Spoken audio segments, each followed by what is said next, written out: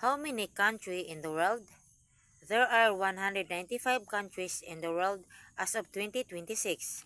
This total consists of 193 member states of the United Nations and 2 non-member observer states, the Holy See Vatican City, and the State of Palestine. While other entities exist with limited recognition, 195 is the most widely accepted standard. Key details of country counts.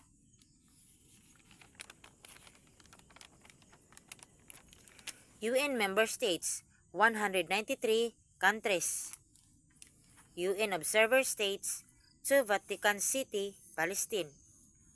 Other entities, some organizations make counts fewer or more up 237 according to some reports, depending on whether they include territories with limited recognition like Taiwan or Kosovo. Why the members can vary?